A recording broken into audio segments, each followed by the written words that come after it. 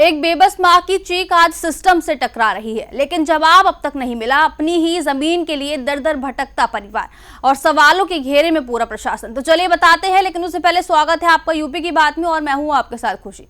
कानपुर देहात से एक ऐसा मामला सामने आया है जिसने प्रशासनिक कार्यप्रणाली पर गंभीर सवाल खड़े कर दिए हैं। ये मामला अकबरपुर तहसील क्षेत्र के गांव ररुआ मजरा लोदीपुर का है, जहां एक जमीन विवाद अब आरोप प्रत्यारोप और कथित दबंगई का रूप ले चुका है।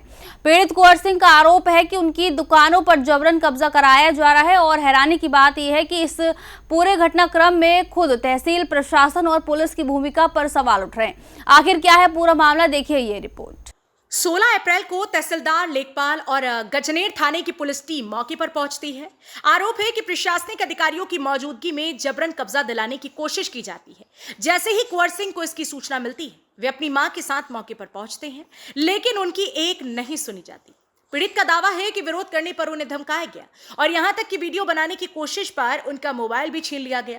कुंवर सिंह का आरोप है कि सुधीर तिवारी ने उनके कम पढ़े लिखे पिता से धोखाधड़ी कर दस्तखत करवा लिए थे। अब उन्हीं कागजों के आधार पर कब्जा करने की कोशिश की जा रही है। हमारी समस्या ये है कि हमारे पिताजी 2 भाई थे और उनके 14 बीघा जमीन थी।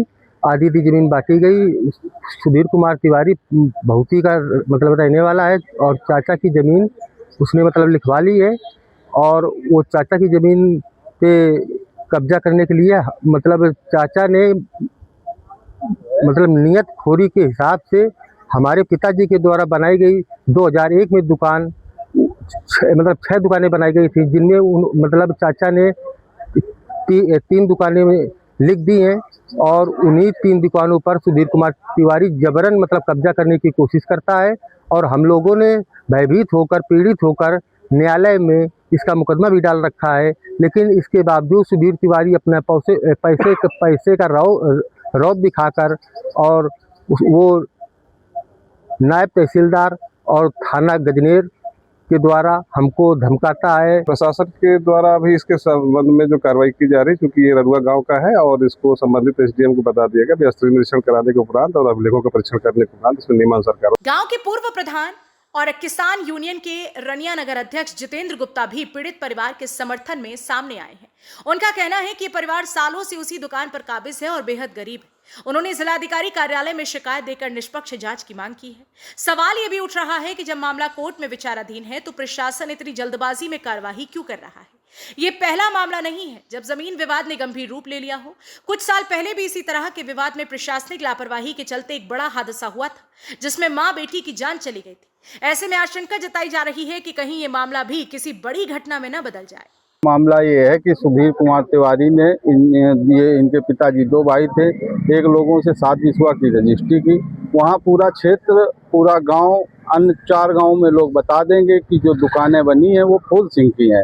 लेकिन ज़बरदस्ती पुलिस प्रशासन द्वारा, तहसील के प्रशासन द्वारा ज़बरदस्ती इनको शाम को कब्जा दिलाने का प्रयास किया जाता है। कल हम वहाँ गए भी थे तो देखा कि जेसीबी लेके नायब साहब, लेखपाल जी, कानून को एसओ साहब और भी पुलिसकर्मी थे, जिन्होंने ज़बरदस्ती वहाँ जेसीबी चलवा के इनके बोर्ड को भी तोड़ा गया। इनके बने मकान में बनी दुकानों में ताला डालने की कोशिश की गई। इन लोगों ने जब वहाँ जाके विरोध किया तो वहाँ पे विरोध करने के बाद ये लोग चले गए थे। गाली गलौज किया। मांग करते हैं आज जिलाधिकारी कार्यालय? मांग ये करते हैं कि इनकी जो बनी दुकानें हैं वो जहाँ 7 बीघा लिए हैं अपना वो लें। इनकी जो 7 बीघा है बनी दुकानों के साथ छोड़ दी जाए।